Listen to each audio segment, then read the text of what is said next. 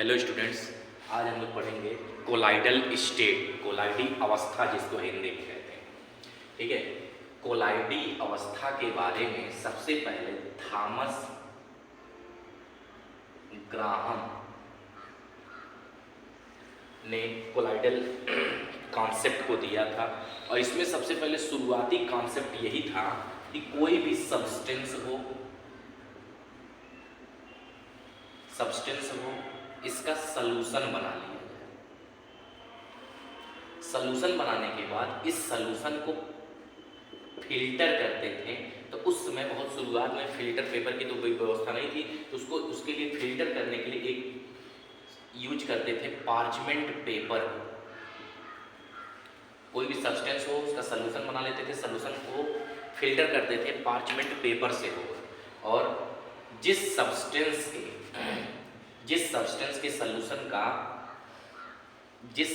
का solution parchment paper से slowly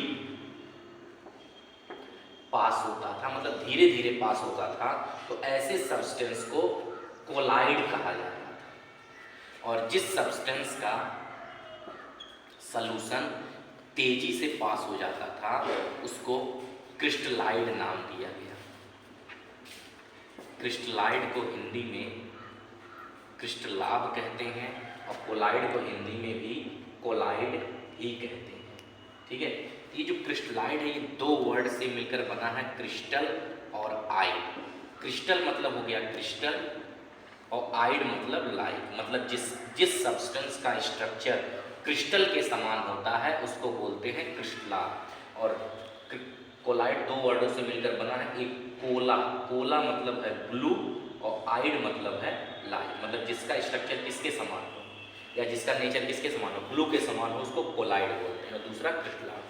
ये क्रिस्टल के समान जो स्ट्रक्चर होता है, जैसे हम लोग जानते हैं शुगर हुआ, यूरिया हुआ, NaCl नमक हुआ, ये सब का स्ट्रक्चर कैसा होता है, क्रिस्टलाइन।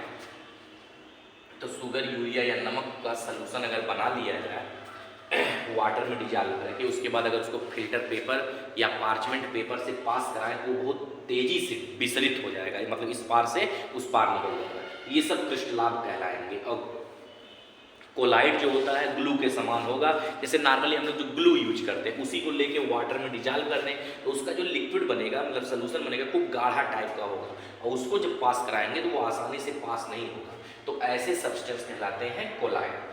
मतलब सीधा शुरुआती कॉन्सेप्ट यही था कि जिस सब्सटेंस का सलूशन पार्चमेंट पेपर में से तेजी से विसरित हो जाता था उसको क्रिस्टलाब कहते थे, और जिसका सलूशन धीरे धीरे विसरित होता था उसको कोलाइड कहते थे। कुछ दिनों तक कोलाइड का यही कॉन्सेप्ट चला, लेकिन बाद में कुछ दिनों पश्चात ये पाया गया कि कुछ सब्सटेंस ऐसे होते हैं, जैसे एग्जाम्पल के लिए हम ले लें नमक को अगर वाटर में डिजॉल्व करें तो इसका एक सलूशन बनेगा, और इसी नमक को सेम दूसरे सॉल्वेंट बेंजीन में डिजॉल्व करें तो इसका भी एक सलूशन प्राप्त होगा। अब इस सलूशन को फिल्टर करें पार्चमेंट पेपर से पास कराएं और इसी सलूशन को फिल्टर कर दें पार्चमेंट पेपर के द्वारा,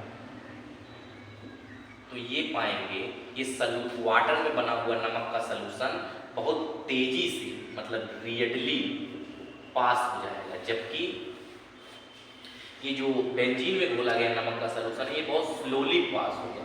तो इस आधार पर रेडियली पास होने की वजह से इसको नमक को हम लोग क्या नाम देंगे, क्रिस्टलाइड कहेंगे, और धीरे धीरे पास होने की वजह से इसका नाम कोलाइड दिया है। तो इस तरह से यहाँ पाया गया कि जो नमक है वो दो प्रॉपर्टी रखता है। कौन कौन सी, एक क्रिस्टलाब की भी और दूसरा कोलाइड की भी। क्योंकि नमक को जब वाटर में डिजॉल्व किया गया तो एक सलूशन प्राप्त हुआ, और उस सलूशन को जब पार्चमेंट पेपर से पास कराया गया तो बहुत तेजी से पास हुआ, तो इस आधार पर उसको क्रिस्टलाब कहा गया। यही नमक को जब दोबारा बेंजीन में डिजॉल्व किया गया फिर उसको पार्चमेंट पेपर से जब पास कराया तो बहुत धीरे धीरे विसरित होता है, तो इस आधार पर उसका नाम कोलाइड कहा गया। तो इस तरह से आगे चलकर ये जो कॉन्सेप्ट था, ये पुरानी डिफिनीशन ये आगे चल के फेल हो गई, क्योंकि एक ही सब्सटेंस क्रिस्टलाब और कोलाइड दोनों का गुण दिया। अतः इस आधार पर कहा गया कि ये जो कोलाइड है, कोलाइड कोई सब्सटेंस नहीं है, कोलाइड कोई सब्सटेंस मतलब कोई पदार्थ नहीं है बल्कि कोलाइड एक अवस्था है और इस अवस्था को कोई भी पदार्थ, कोई भी सब्सटेंस प्राप्त कर सकता है, बस कुछ कंडीशंस हैं, उसी कंडीशंस को वो फॉलो करना चाहिए। अगर कोई भी सब्सटेंस उन कंडीशंस को फॉलो करेगा तो उनको सब्सटेंस नहीं बल्कि बोलेंगे कि वो सब्सटेंस कोलाइडल स्टेट में है। वो कंडीशन क्या है?